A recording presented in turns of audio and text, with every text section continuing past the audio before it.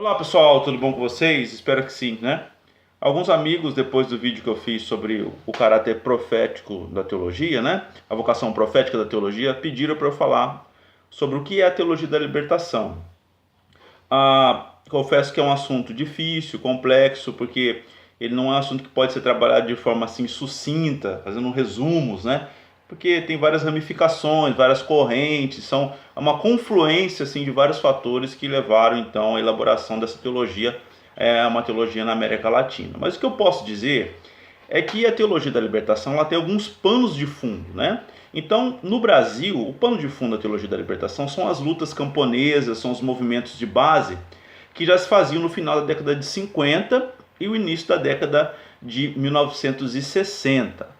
O governo brasileiro do presidente Juscelino Kubitschek, ele deixou algumas lacunas, sobretudo no que diz respeito aos pobres, ao pessoal do campo e a um grupo de pessoas do Nordeste, excluídos, etc. e tal, que se sentiu desprestigiado pelo esse governo, que era um governo marcado pelo desenvolvimentismo. Então essas lacunas elas foram se transformando em movimentos, né? Temos as ligas camponesas do advogado Fernando Julião, os movimentos de base então da Igreja Católica, das pastorais católicas e também alguns movimentos no campo protestante que começaram a pensar melhor o Brasil e a sociedade brasileira a partir dessas demandas. Um outro pano de fundo que a gente não pode deixar de citar é a Revolução Cubana de 1959, né? Cuba instaura então uma revolução, a princípio, segundo Florestan Fernandes, de um caráter popular, só depois que ela se declara socialista por causa do macartismo, da perseguição aos comunistas no mundo inteiro, então ela resolve se alinhar aos interesses da União Soviética, então declara o seu caráter de uma revolução socialista e aí sofre um embargo e etc e tal. Mas a Revolução Cubana para a América Latina, ela foi um sinal de esperança. Em que sentido? No sentido de existir um modelo que contrapunha então o modelo imperialista, como se dizia na época, do capitalismo. Então, no pano de fundo do Brasil, a teologia da libertação, ela tem o final do governo de Juscelino Kubitschek, o início do governo do Jânio Quadros, depois do governo Jango, né? E a Revolução Cubana na América Latina. Então essas são as bases. No campo religioso, no campo eclesiástico, propriamente dito, nós temos então as conferências evangélicas latino-americanas, chamadas CELAS, que depois foi se transformando no ISAL, Instituto e Igreja e Sociedade na América Latina. Igreja e Sociedade na América Latina. Esse é o campo protestante. No ano de 61, então, tem as CELAS, chamados, né, Conferência Evangélica Latino-Americana, e depois esse vai se transformar no ISAL, Igreja e Sociedade na América Latina, e no ano de 62 vai promover, então, lá no Nordeste, uma conferência chamada Conferência do Nordeste, né, o Brasil e o processo revolucionário. Então, na Conferência do Nordeste, que é uma conferência de orientação protestante, foram chamadas algumas pessoas para falar, como, por exemplo, Darcy Ribeiro, fizeram algumas críticas sociais à leitura sociológica do Brasil e uma intervenção da igreja, então, na sociedade. Quem se destaca nesse momento no cenário brasileiro como um teólogo protestante é o teólogo norte-americano, radicado no Brasil, chamado Richard Shaw. É um teólogo protestante da igreja presbiteriana, vinculado ao Seminário Presbiteriano do Sul em Campinas. Ele vai pensar a igreja e sociedade, né? E a igreja, o processo Cristo revolucionário na América Latina. Ele vai ser então mentor do primeiro teólogo da libertação brasileira, que é o Rubem Alves, que escreve no final dos anos 60, né? 1967, 68. Ele publica uma tese doutoral chamada Teologia da Esperança Humana, né? Por uma teologia da esperança humana, por uma teologia da emancipação humana, mas no Brasil teve que ser traduzido por da esperança, teologia da esperança. Então, no campo protestante, essa então é a primeira turma. Richard Shaw já tinha um teólogo, pastor Erasmo Braga, do meio protestante, né, no Brasil, eu digo no Brasil. Então ela começa nesse movimento que o Brasil está fazendo em busca de uma nova leitura da sua realidade. Não somente o Brasil, no final dos anos 50, início dos anos 60, fazia essa leitura, mas a América Latina começou a fazer. Tanto que o Concílio Vaticano II, de 1962 a 1965, vai então promover aquilo que se chama de ajornamento, ou seja, uma teologia mais arrojada, social, que busca então um contato, um diálogo maior com a sociedade.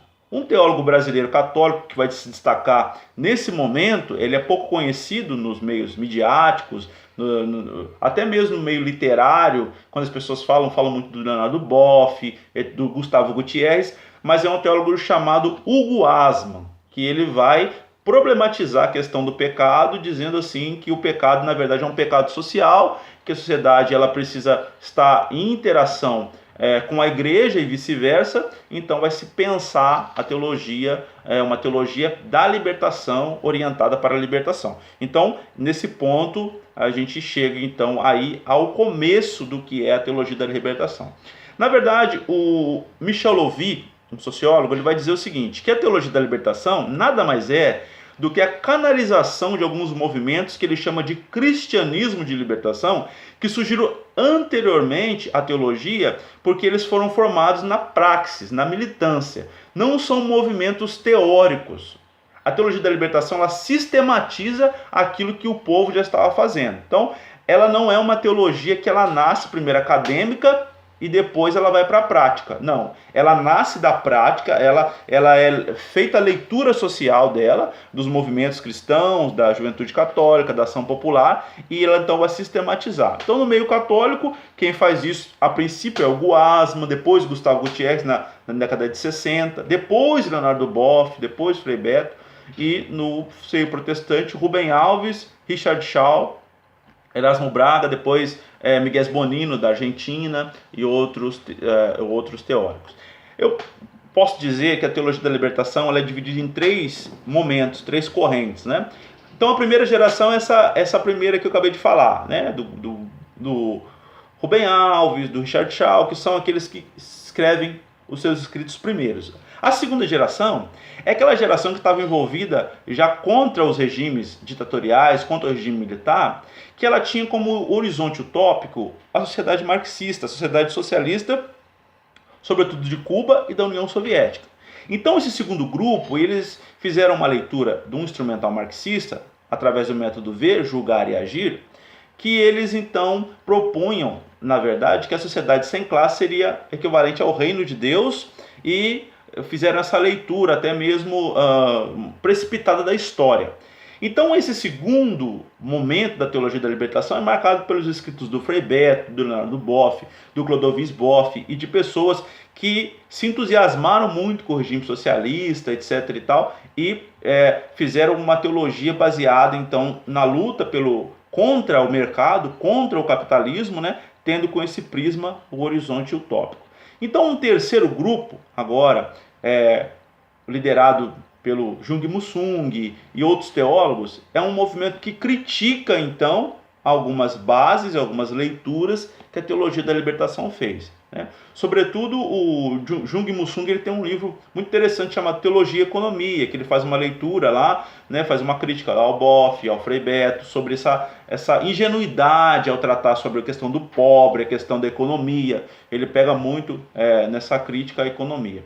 Na verdade, assim, a teologia da libertação é uma teologia contextual, de caráter profético, de denúncia ao abuso do mercado, ao abuso do capital. Ela, por muito tempo, se serviu do método ver, julgar e agir, né? Ver a realidade, julgá-la e agir, propondo uma praxis, Bíblia, análise sociológica e praxis pastoral. Tendo nesse momento do julgar, na verdade, ela tinha uma leitura marxista em muitas ocasiões. Então essa leitura é criticada, né? Hoje ela é refeita, essa leitura, sobre a ótica marxista, né? Usando outros instrumentais, né? Coisas do século XX, né? Coisas que a gente herdou do século XX. Então a teologia da libertação ela teve esse caráter no começo, né? Nasceu dos movimentos, depois foi sistematizada, depois utilizou por muito tempo o referencial marxista, né? Através do seu método para diagnosticar os problemas da sociedade, como agir, né? Mesclando marxismo com denúncia profética do Antigo Testamento e uma prática pastoral baseada nos evangelhos de Jesus, etc. e tal. E por fim, ela termina como uma teologia que agora se pulverizou, no caso. A teologia da libertação, ela, na verdade, ela abriu portas para se pensar outras teologias, como, por exemplo, a teologia feminista, a teologia negra, a teologia queer, e outras teologias que têm surgido, teologia do corpo, a questão da natureza, etc. e tal, que o Leonardo Boff agora escreve bastante sobre a comunhão holística, etc. Ela, então, ela é aquela que abriu para essa situação, né? Eu fiz um vídeo aí de uns 10, 11 minutos para que a gente não fique se alongando, né? Falando demais e as pessoas nem têm paciência de ver. Mas espero então que tenha ficado bom. Um abraço a vocês. Me mandem perguntas, dúvidas, que eu tenho o prazer de fazer outros vídeos para a gente conversar. Um abraço e boa semana ou final de semana a todos.